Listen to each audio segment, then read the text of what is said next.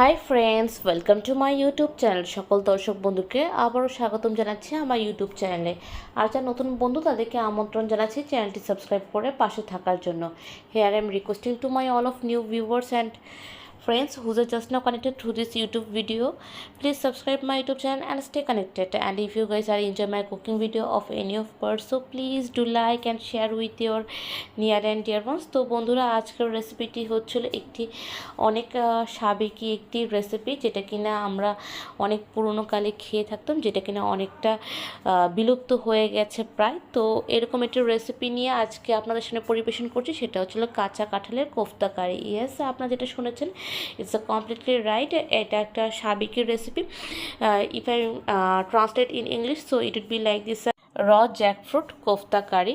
আশা করি এই কোফতা কারির রেসিপিটি আপনাদের অনেক ভালো লাগবে এবং আসলে একটি মুখরোচক একটি রেসিপি। অত্যন্ত একবার হলেও এই রেসিপিটি বাড়িতে করে খাবেন।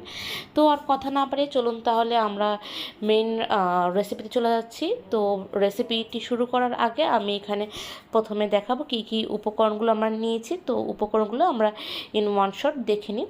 যেহেতু বলেছি কাঁচা কাঁঠাল, তো কাঁচা কাঁঠাল প্রথমে এখানে থাকবে। তার সাথে নিয়ে নিচ্ছে আদা কুচি, কাঁচা লঙ্কা কুচি, আর আদাটাকে চিকন চিকন করে কুচি করে নিচ্ছে। আর প্রথম যেটা নিয়েছি সেটা হলো আদা গ্রেট।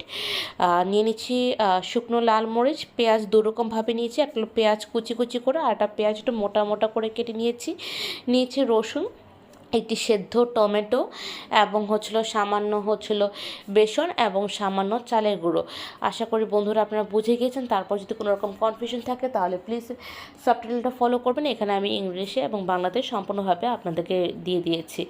তো এখন আমি কাঁচা কাঁঠালটাকে ডিরেক্টলি আমি এখানে দিব না। প্রথমে আমি এটাকে বয়েল করে নিয়েছি, হলুদ এবং লবণ দিয়ে প্রথমে আমি এটাকে সেদ্ধ করে নিয়েছি। সেদ্ধ করে জলটাকে আমি নিংড়ে নিচ্ছি এবং সেখান থেকে আমি এটাকে দেখবেন দেওয়ার আগে আমি এটাকে স্কুইজ করে দিয়ে দিচ্ছি।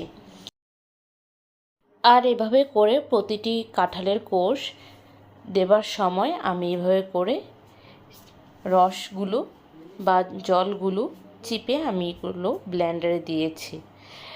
এখন সবগুলো আমি কোষগুলো দেবার পর আমি দিয়ে দিচ্ছি এখানে আদা কুচি, যেগুলো আমি চিকন চিকন করে কেটে নিয়েছি। এরপর আমি এটাকে ব্লেন্ড করে দিচ্ছি। ব্লেন্ড করার পর এখানে কাঁঠাল এবং আদা যে ব্লেন্ড করা, সেটি আমি অন্য একটি পাত্রে বা বলে ট্রান্সফার করে নিচ্ছি। এখন আমি এখানে বাইন্ডিংয়ের জন্য দিচ্ছি কিছু মশলা। দিচ্ছি পরিমাণ মতো নুন, দিয়ে দিচ্ছি হলুদের গুঁড়ো, এখন দিয়ে দিব সামান্য ধনিয়ার গুঁড়ো,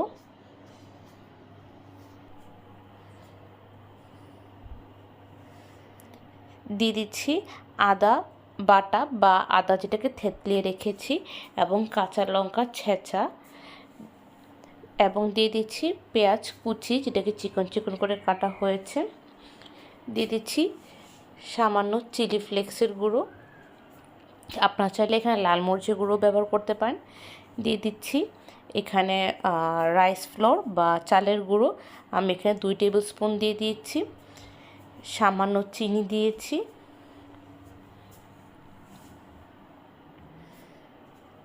আর দিয়ে দিচ্ছি রোস্টেড কিউমিন পাউডার, যেটাকে আমি বলে থাকি ভাজা জিরার গুঁড়ো দিয়ে দিয়েছি। আর এখানে দিয়ে দিচ্ছি আমি 2 টেবিল স্পুন বেসন, যেটাকে গ্রাম ফ্লোর বলা হয়। দিয়ে দিচ্ছি ঘি বা ক্ল্যারিফাইড বাটার, দিয়ে এখন এটাকে ভালো করে আমি বাইন্ড করে নিব। আর বন্ধুরা, একটা নোট বলে দিচ্ছি ইন দ্য মিন টাইম, আপনারা চালের গুঁড়ো এবং বেসন আপনাদের এটা বাইন্ড করতে যতটুকু দরকার হয় আপনারা অতটুকু দিবেন। আমার এই বাইন্ডিংয়ে 2 টেবিল স্পুন চালের গুঁড়ো এবং 2 টেবিল স্পুন বেসনের গুঁড়া লেগেছে। তো আপনারা আপনাদের মতো করে বুঝে আপনারা করে নেবেন। এখন আমি এখানে হাতের তালুতে আমি কিছু তেল দিয়ে পলিশ করে নিচ্ছি।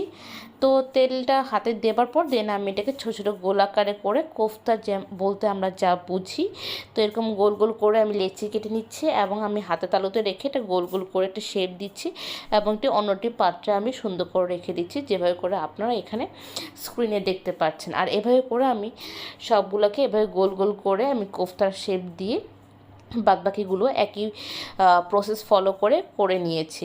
So now it's a final look means the kofta. So I hope you guys understand ইট।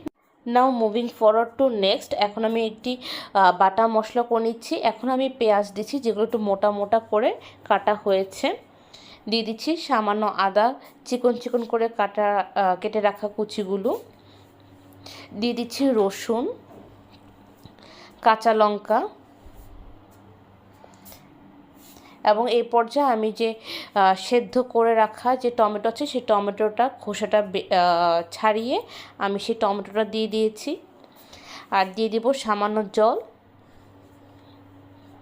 এখন এটাকে ব্লেন্ড করে নিব। এটা হচ্ছিল আজকে কোফতার মেইন মশলা, যেটার জন্য আমি বলছি যে কোফতা মশলা কারি। তো এই মশলাটা তার সাথে আরেকটি মশলা করছি, সেটা এখন দেখুন। এখানে আমি 1 টেবিল স্পুন লাল মরিচের গুঁড়ো দিয়েছি, হাফ টেবিল স্পুন হলুদের গুঁড়ো, দিয়ে দিচ্ছি সামান্য জিরার গুঁড়ো, 1/4 টেবিল স্পুন জিরার গুঁড়ো দিয়ে দিচ্ছি, 1/4 টেবিল স্পুন ধনিয়ার গুঁড়ো, দিয়ে দিচ্ছি পরিমাণ মতো নুন। আর সেই মশলাটা দিয়েছি যেটা কিনা আমরা করে রেখেছি আগে, মানে বাটা মশলাটা। এবং এই সবগুলো আমি এখন ভালো করে আমি এটাকে ব্লেন্ড করে নিব। তো আমি এটাকে ভালো করে মিক্সড করবার পর এখন আমি চলে যাবো পরবর্তী স্টেপে। আমি এখানে কড়াই নিচ্ছি, কড়াইটা ভালো করে গরম করে আমি পর্যাপ্ত পরিমাণ তেল দিচ্ছি। আপনার তেলের পরিমাণে দেখতেই পাচ্ছেন ঠিক কতটুকু দেওয়া হয়েছে। তো তেলটি গরম হবার পর আমি সেই কোফতাগুলো 1 বাই 1 আমি এটাকে ভেজে নেব। তো এগুলোকে আমি হালকা বাদামি বর্ণের করে সুন্দর করে ভেজে নেব। তো আপনারা এখানে স্ক্রিনে দেখতে পাচ্ছেন ঠিক কীরকম কালার হবার পরেই আমরা অ্যাকচুয়ালি এটাকে উঠিয়ে নিয়েছি। তো আমি এপিট ওপিট করে সব সাইডগুলো যেন গোল্ডেন ব্রাউন কালার করে আমি ফ্রাই করে নিয়েছি। তো after the confirmation of the golden brown colour, তো আফটার দ্যাট আমি এটাকে ট্রান্সফার করে নিচ্ছি টু অ্যানাদার বল।